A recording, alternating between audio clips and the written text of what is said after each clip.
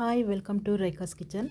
ನಾನು ಇದನ್ನು ಮಟನ್ ಲಿವರ್ನ ತೊಗೊಂಡಿದ್ದೀನಿ. ಮಟನ್ ಲಿವರ್ ಮತ್ತು ತಿಲ್ಲಿ ಅಂತ ಹೇಳ್ತಾರೆ. ಇದನ್ನು ತೊಗೊಂಡಿದ್ದೀನಿ. ಒಂದು ಅರ್ಧ ಕೆ ಜಿಗಿಂತ ಸ್ವಲ್ಪ ಕಮ್ಮಿ ಇದೆ. ಇಲ್ಲಿ ತೊಗೊಂಡಿದ್ದೀನಿ ಅರ್ಧ ಕೆ ಜಿ ಅಷ್ಟು. ನೋಡಿ, ಈ ರೀತಿಯಾಗಿ ತೊಳೆದು ನೀಟಾಗಿ ಇಟ್ಕೊಳ್ಬೇಕು.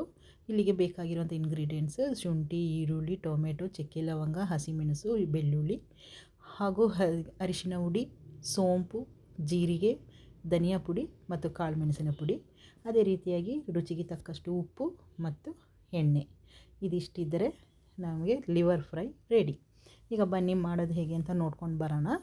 ನಾನಿವಾಗ ಇಲ್ಲಿ ಒಂದು ಬಾಣಲಿನ ನಾನು ಇಟ್ಕೊಂಡಿದ್ದೀನಿ. ಬಾಣಲಿಗೆ ಸ್ವಲ್ಪ ಎಣ್ಣೆನ, ಈಗ ನಾನು ತೊಗೊಂಡಷ್ಟು ಒಂದು 2-3 ಟೇಬಲ್ ಸ್ಪೂನ್ ಎಣ್ಣೆನ ಹಾಕ್ಕೊಂಡಿದ್ದೀನಿ. ಈ ರೀತಿ ಒಂದು ಹಸಿಮೆಣಸು, ಒಂದು ಚಿಕ್ಕ ತುಂಡು ಶುಂಠಿ, ಒಂದು 5-6 ಎಸಳು ಬೆಳ್ಳುಳ್ಳಿ ಇದ್ದರೆ ಸಾಕು. ಇದಕ್ಕೆ ಜಾಸ್ತಿ ಹಾಕಬಾರ್ದು. ಈ ರೀತಿ ಅದನ್ನು ಕುಟ್ಕೊಳ್ಬೇಕು, ಚೆನ್ನಾಗಿ ಜಜ್ಜಿ ಈ ರೀತಿ ಮಾಡ್ಕೊಳ್ಬೇಕು.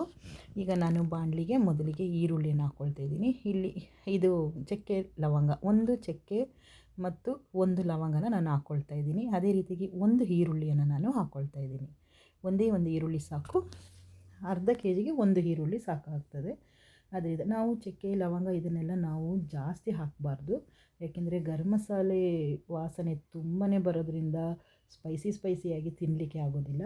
ಇಲ್ಲಿ ನಾನು 2 ಚಿಕ್ಕದು ಹಣ್ಣಾಗಿರುವಂಥ ಟೊಮೆಟೊನ ನಾನು ತೊಗೊಂಡಿದ್ದೆ, ಅದನ್ನು ನಾನು ಹಾಕ್ಕೊಳ್ತಾ ಇದ್ದೀನಿ.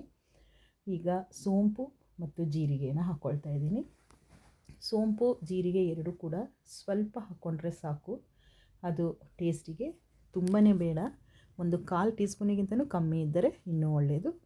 ನೀವು ಅರ್ಧ ಕೆ ಜಿಗೆ 1/4 ಟೀ ಸ್ಪೂನಷ್ಟು ಹಾಕ್ಕೊಳ್ಬೋದು. ಅದೇ ರೀತಿಯಾಗಿ ಈಗ ಜಜ್ಜಿ ಇಟ್ಕೊಂಡಂತಹ ಶುಂಠಿ, ಬೆಳ್ಳುಳ್ಳಿ ಹಾಗೂ ಹಸಿಮೆಣಸಿನ ಪೇಸ್ಟನ್ನು ನಾನು ಇದರ ಜೊತೆಗೆ ಚೆನ್ನಾಗಿ ಫ್ರೈ ಮಾಡ್ಕೊಳ್ತಾ ಇದ್ದೀನಿ. ಚೆನ್ನಾಗಿ ಇದು ಈಗ ಫ್ರೈ ಆಗಬೇಕು. ಇದಕ್ಕೆ ಈಗ ನಾನು ಧನಿಯಾ ಪುಡಿಯನ್ನು ಹಾಕ್ಕೊಳ್ತಾ ಇದ್ದೀನಿ. ಧನಿಯಾ ಪುಡಿ 1/2 ಟೀ ಸ್ಪೂನ್ ಹಾಕ್ಕೊಂಡ್ರೆ ಸಾಕು. 1/2 ಟೀ ಸ್ಪೂನಷ್ಟು ಹಾಕ್ಕೊಂಡ್ರೆ ಸಾಕಾಗುತ್ತೆ. ಧನಿಯಾ ಪುಡಿಯನ್ನು ಕೂಡ ಜಾಸ್ತಿ, ಇದರಲ್ಲಿ ಮಸಾಲೆ ಕಮ್ಮಿ, ಎಲ್ಲನೂ ಕ್ವಾಂಟಿಟಿ ಸ್ವಲ್ಪನೇ ಹಾಕ್ಕೊಳ್ಬೇಕಾಗುತ್ತೆ. ಅದೇ ರೀತಿಯಾಗಿ ಈಗ ಚಿಟಿಕೆ ಅರಿಶಿನ ಪುಡಿಯನ್ನು ನಾನು ಹಾಕ್ಕೊಳ್ತಾ ಇದ್ದೀನಿ. ಚೆನ್ನಾಗಿ ಇದು ಫ್ರೈ ಆಗಬೇಕು. ಈಗ ನಾನು ತೊಳೆದು ಇಟ್ಕೊಂಡಂತಹ ನೋಡಿ, ಈ ರೀತಿಯಾಗಿ ಚಿಕ್ಕದಾಗಿ ನಾನು ಕಟ್ ಮಾಡ್ಕೊಂಡಿದ್ದೀನಿ. ಇದು ಈ ಮಸಾಲೆಯಲ್ಲೇ ಬೇಯಬೇಕು. ಇದಕ್ಕೆ ನೀರನ್ನು ಹಾಕಬಾರ್ದು. ಬೇಕಿದ್ದರೆ ನೀರು, ನಿಮಗೆ ಗ್ರೇವಿ ಬೇಕಿದ್ದರೆ ನೀರನ್ನು ಹಾಕ್ಕೊಳ್ಳಿ. ಇಲ್ಲದ್ರೆ ಡ್ರೈ ಹಾಗೆ ಇರಬೇಕಂತ ಹೇಳಿದ್ರೆ ನೀರು ಹಾಕ್ಕೊಳ್ಬೇಡಿ. ಯಾಕೆಂದರೆ ಇದರಲ್ಲಿ ಲಿವರಲ್ಲಿ ನೀರಿನ ಅಂಶ ಇರುತ್ತೆ. ಲಿವರಲ್ಲಿ ಆಗಲಿ ತಿಲ್ಲಿ ಆಗಲಿ ನೀರಿನ ಅಂಶ ಹೆಚ್ಚಿರೋದ್ರಿಂದ ಅದು ನಾವು ನೀರು ಹಾಕಿದರೆ ಜಾಸ್ತಿನೇ ನೀರು ಬಿಟ್ಕೊಳ್ತದೆ. ಅದರಿಂದ ಟೇಸ್ಟ್ ಬರೋದಿಲ್ಲ. ಅದರಿಂದ ನಾನು ಇಲ್ಲಿ ನೀರನ್ನು ಹಾಕ್ತಾಯಿಲ್ಲ, ಹಾಗೆ ಮಾಡ್ತಾಯಿದ್ದೀನಿ. ಈಗ ನೋಡಿ, ಇದನ್ನು ಸ್ವಲ್ಪ ಫ್ರೈ ಮಾಡಿಕೊಂಡು ಒಂದು 5-10 ನಿಮಿಷ ಮುಚ್ಚಿಟ್ಟು ತೆಗಿಬೇಕು.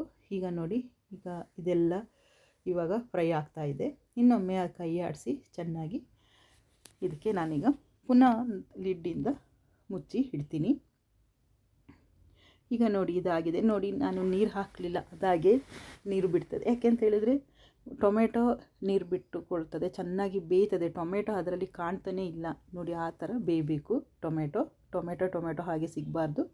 ಈಗ ಇದಕ್ಕೆ ಲಾಸ್ಟಿಗೆ ನಾನು ಕಾಳು ಮೆಣಸಿನ ಪುಡಿಯನ್ನು ನಾನು ಹಾಕ್ಕೊಳ್ತಾ ಇದ್ದೀನಿ. ಕಾಳು ಮೆಣಸಿನ ಪುಡಿ ಹಾಕಿ ಒಂದು 5-10 ನಿಮಿಷ ಲೋ ಫ್ಲೇಮಲ್ಲಿ ಇಟ್ಟು ನಾವು ಅದನ್ನು ಬಾಯ್ಲ್ ಮಾಡಬೇಕಾಗುತ್ತೆ.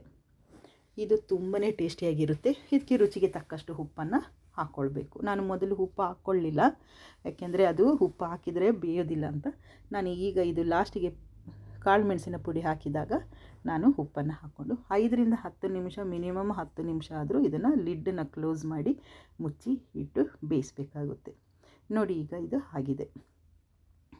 ಇದು ಅನ್ನಕ್ಕೆ, ಸೈಡ್ಸಿಗೆ ಹಾಗೂ ಚಪಾತಿಗೆ ಎಲ್ಲನೂ ತುಂಬ ಟೇಸ್ಟಿಯಾಗಿರ್ತದೆ.